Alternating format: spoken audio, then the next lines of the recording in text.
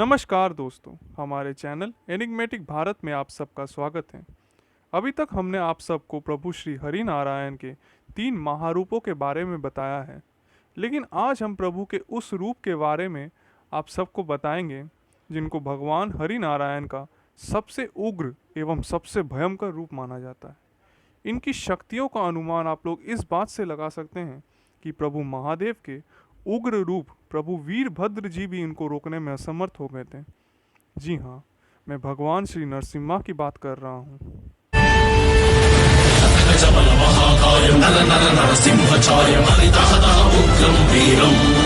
हमारे पिछले वीडियो में हमने कहा था कि किस तरीके से प्रभु वाराह ने हिरण्याक्ष का वध किया था और सबको एक महापापी से रक्षा की थी। परंतु कहानी का अंत वही नहीं हुआ, बल्कि ये तो एक शुरुआत थी एक और भी बड़े महाप्रलय की। जब हिरण्याक्ष का वध हुआ तब उसकी मृत्यु से उसका भ्राता हिरण्यकश्यपु बहुत क्रोधित हो गया। वो भगवान श्री हरि को अपना सबसे बड़ा शत्रु मान बैठा और एक अजय योद्धा बनने के लिए वो ब्रह्मदेव की घोर तपस्या करने लगा। उसके तप से जब ब्रह्मदेव प्रसन्न होकर उसके सामने प्रकट हुए तब वो ब्रह्मा जी को प्रणाम किया। उसके प्रणाम को स्वीकार करते हुए ब्रह्मा जी बोले, मांगो वत्स, क्या वरदान चाहते हो?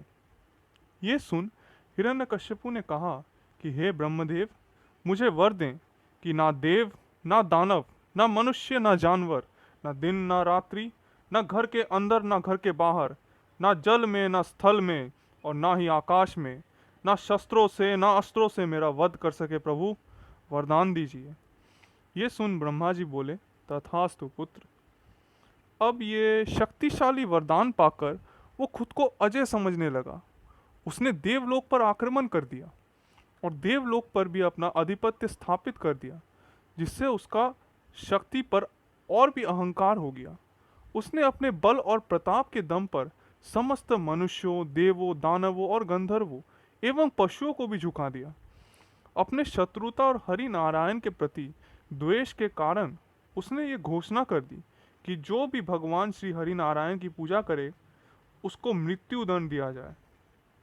उसकी राज्य में केवल और केवल उसी की ही पूजा की जाएगी। उसकी असहनीय अत्याचार से परेशान होकर सारे लोकपाल अत्यंत चिंतित हो उठे और भगवान हरि की प्रार्थना करने लगे। भगवान हरि उनसे प्रसन्न होकर खुद उस पापी के संहार करने का आश्वासन दिया।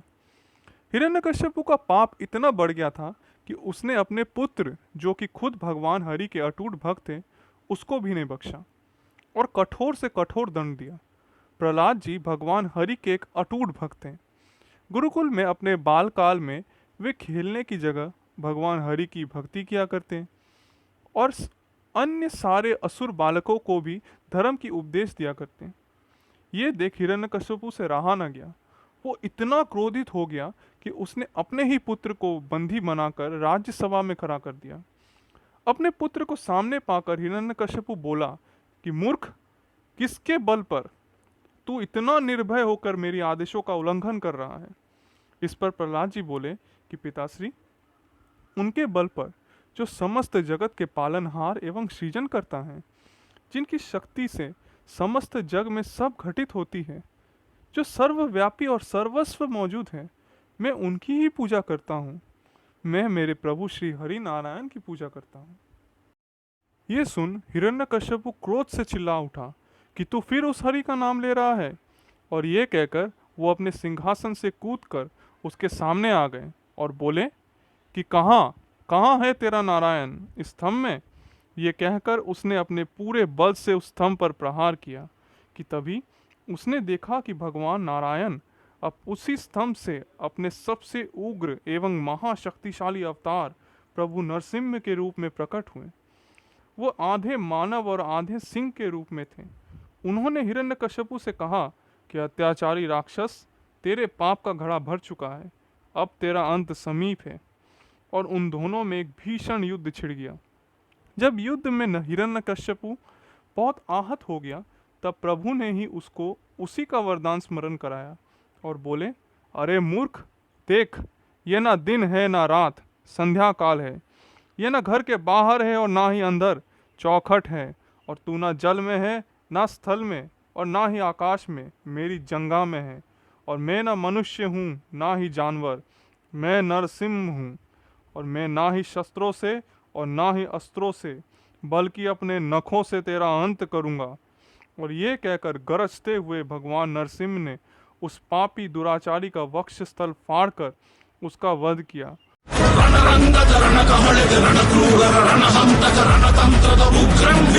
और अपने अटूट भक्त प्रहलाद की रक्षा की। भगवान श्री नरसिंह को हमारा सादर प्रणाम। उग्रम वीरम महाविष्णम ज्वलंतं सर्वतोमुखम नृसिंहं भीषणं भद्रम मृत्यु मृत्यु नमाम्यहम्। दोस्तों, इस पूरी कथा से हम लोग एक ही चीज़ सीखते हैं कि पापी या दुराचारी कितना भी शक्तिशाली क्यों ना हो जाए, उसकी शक्तियाँ भगवान की शक्तियों के सामने बहुत छोटी होती हैं। अहंकारी व्यक्ति खुद को कितना भी शक्तिशाली या अजय समझ ले, परंतु भगवान के पास उसके हर पाप और अत्याचार को अंत करने का मार्ग अवश्य रहता है। इसी के साथ आप सबसे विदा चाहूँगा। और अगर आप सबको ये वीडियो अच्छा लगा हो तो हमारे चैनल एनिग्मेटिक भारत को सब्सक्राइब ज़रूर करें और लाइक और शेयर भी ज़रूर करें।